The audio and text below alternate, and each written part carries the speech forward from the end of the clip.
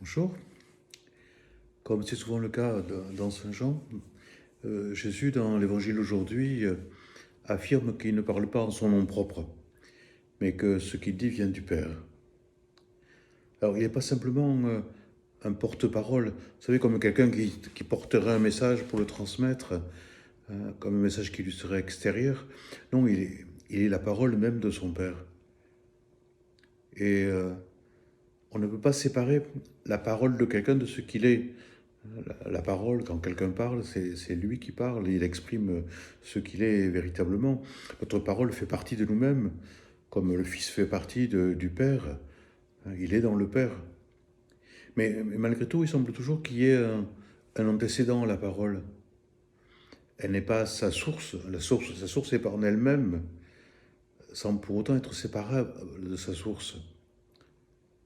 Donc, Jésus est le Verbe de Dieu, hein, c'est le mot de verbe qui revient souvent, c'est chez Saint Jean aussi. C'est-à-dire l'expression la plus parfaite du mystère divin, au moins pour ce que nous pouvons en comprendre en tant qu'hommes. Après, ce qu'est le mystère divin, ça nous dépasse complètement, mais voilà, Jésus est l'expression la plus exacte possible pour ce que nous pouvons en comprendre. Quand il dit qu'il est lumière, dans ce texte il dit qu'il est lumière, hein, il faut comprendre qu'il nous éclaire de la vie même de Dieu. C'est cette vie qui vient de Dieu, qui s'exprime en lui et qui nous éclaire. Voilà. Saint Paul dit qu'il est l'image du Dieu invisible. Dieu est invisible, bien sûr, mais il a voulu se rendre visible par son Fils Jésus. Alors, c'est pas pareil pour nous. Nous, on serait plutôt du genre porte-parole. C'est-à-dire que notre contenance, ce que nous sommes capables de contenir, est insuffisant pour accueillir la plénitude de la vie qui, qui nous déborde de tous les côtés quand nous la recevons. Alors nous la portons pour en vivre. Hein. Alors, elle ne nous est pas totalement extérieure, nous en vivons. Nous la portons aussi pour la transmettre, sans être capable de l'assumer pleinement.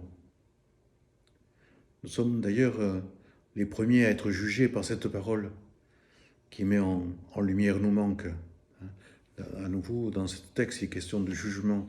Mais justement, non pas juger, mais pas condamner. Hein. Le texte d'aujourd'hui le stipule bien. Hein. Jésus n'est pas venu pour condamner, mais pour nous sauver. Hein. Mais malgré tout, cette parole que nous portons, elle nous désarçonne. Elle nous désarçonne dans nos prétentions à en être digne. Hein. On ne peut jamais dire bon, je suis dans les clous, quoi. Jamais. Bon, c'est pas une raison pour se taire. Nous avons à rendre compte de ce que nous recevons. Cependant, il faudrait toujours le faire avec une grande modestie, hein, toujours en s'excusant de parler de ce que nous ne vivons pas pleinement. Il m'arrive souvent, moi, d'hésiter à transmettre la parole de l'Évangile. Moi, j'invite les gens à suivre le Christ, et puis je me dis que j'ai beaucoup de mal moi-même à y arriver. En plus, je suis en première ligne en général, hein, le plus souvent. Et donc, il ne faut pas que je donne l'impression de donner une leçon. Hein, parce qu'on peut me traiter d'hypocrite.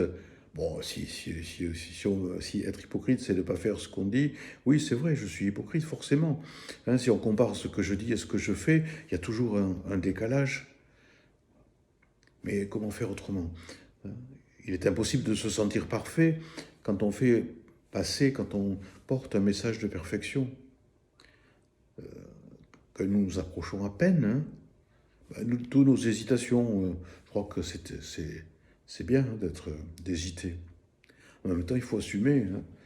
Bon, c'est le rôle d'un croyant de témoigner de ce qui est plus grand que lui. Nous sommes des témoins fidèles, mais des relais incontournables. Si nous ne sommes plus là comme relais, ben, la foi ne sera pas présentée au monde. Nous sommes indispensables, nous sommes incontournables. La foi ne tombe pas du ciel. Il ne faut pas attendre que nous en vivions pleinement. Alors ça ne veut pas dire bon, on n'en vit pas pleinement, mais nous essayons d'en vivre, je répète. Voilà, notre vie tout entière est éclairée par notre foi. Elle est colorée par cette foi. Elle ne nous est pas étrangère. Elle est le centre de notre vie. Même si nous l'oublions parfois, c'est quand même à elle que nous référons et à elle que nous référons nos actes. Alors à nous cependant de préciser en permanence que ce que nous proclamons, c'est pas notre foi, mais c'est la foi de l'Église. C'est-à-dire ce vers quoi nous marchons, ce vers quoi marche l'Église aussi. Hein. Il n'y a pas que nous, elle n'est pas parfaite, hein. Elle a besoin toujours de se réformer. Bon, donc voilà, on partage ce que nous avons reçu et non pas ce que nous avons atteint. Voilà. Si, je répète, si nous ne transmettons que ce que nous vivons, on ne va pas avoir grand-chose à dire. Hein.